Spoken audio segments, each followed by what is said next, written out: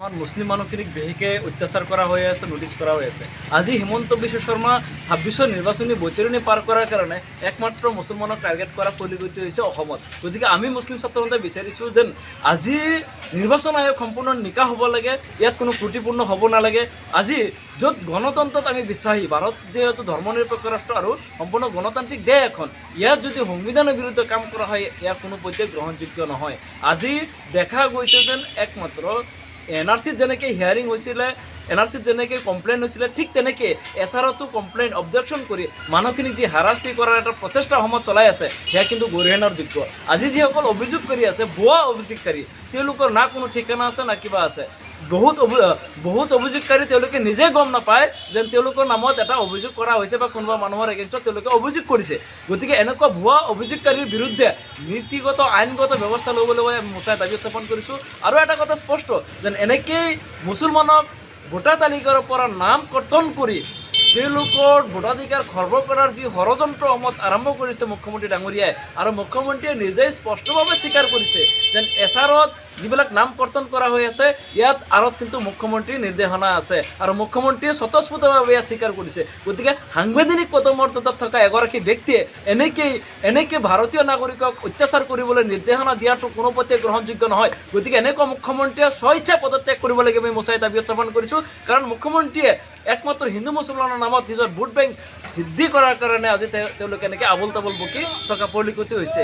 আজি চাওক তেওঁলোকে উচ্ছেদ কৰিলে, উচ্ছেদৰ নামত প্ৰকৃত ভাৰতীয় নাগৰিকক হাৰাশাস্তি কৰি থকা হ'ল। আজি যি উচ্ছেদিত লোক আছিল এই লোকটো কোনো বাংলাদেশী নহয় বা সংযুক্ত নহয়, কিন্তু তেওঁলোকে টেটু ফালি চিঞৰি আছে এই লোকসকল বাংলাদেশী সংযুক্ত নাগৰিক বুলি। আমি মোচাই চেলেঞ্জ কৰিছোঁ মুখ্যমন্ত্ৰীৰ লগত, যদি এজনো বাংলাদেশী ওলাই দিব পাৰে আমি স্বইচ্ছাই যি আমাৰ সত্তা মই মোচাৰ মজিয়া ত্যাগ কৰিম। কাৰণ ইয়াত থকা কোনো এজন মানুহেই বাংলাদেশী নহয় বা সংযুক্ত নাগৰিক নহয়, তেওঁলোকে প্ৰকৃতিত ভাৰতীয় নাগৰিক। তেওঁলোক ভূমিহীন গৰাখহনীয়া তাণ্ডৱৰ ফলত নিজৰ মাটি বেটি হেৰুৱাই আজি তেওঁলোকে চৰকাৰী মাটিত আশ্ৰয় লৈ আছিলে। গতিকে এই ভূমিহীন মানুহখিনিক ভূমি বৰ্তা প্ৰদান কৰাটো নৈতিক দায়িত্ব আছিল মুখ্যমন্ত্ৰীৰ। তাৰপিছত তেওঁলোকে উচ্ছেদ কৰক, আমি উচ্ছেদৰ বিৰুদ্ধে নহয়, কিন্তু উচ্ছেদৰ নামত এনেকৈ মুছলমানক বাৰে বাৰ অত্যাচাৰ কৰাটো কোনো পধ্যে গ্ৰহণযোগ্য নহয়। মুছলমানৰ ওপৰত যদি এনেকৈ অত্যাচাৰ বন্ধ নকৰে মুছলিম ছাত্ৰ সন্থাই গোটেই অসম জুৰি জংগী আন্দোলন গঢ়ি তুলিবলৈ বাধ্য হ'ব।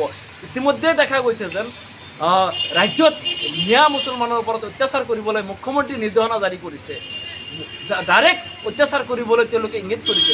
আজি অসমত যদি মিয়া বাংলাদেশী আছে তেওঁলোকে দেখাই দিয়ক ক'ত বাংলাদেশী আছে, ক'ত আছে। গতিকে অসম চুক্তিমতে বাংলাদেশী বিতৰণ কৰক, তাত মোচাই পূৰ্ণ সমৰ্থন কৰিব। কিন্তু এনেকেই উজনিত একাংশ দল সংগঠনৰ নেতৃত্বই মিয়া খেদা নামত প্ৰকৃত ভাৰতীয় নাগৰিকক অত্যাচাৰ কৰিব, সেয়া কিন্তু কোনো পধ্যে গ্ৰহণযোগ্য নহয়। এইসকলক যদি মুখ্যমন্ত্ৰী নাকি নলগায় পৰৱৰ্তী পৰ্যায়ত অসমত কোনো ধৰণৰ অপ্ৰীতিকৰ ঘটনা হয় তাৰ কাৰণে কিন্তু জগৰীয়া হ'ব মুখ্যমন্ত্ৰী। গতিকে আমি আহ্বান জনাইছোঁ এনেকেই হিন্দু মুছলমানৰ নামত বিভেদ সৃষ্টি নকৰি ভাতৃত্ববোধ বজাই ৰখাৰ বাবে মোচাই আহ্বান জনাইছোঁ। যিকোনো খবৰৰ বাবে যোগাযোগ কৰক আমাৰ এই নম্বৰত 9181 307 221।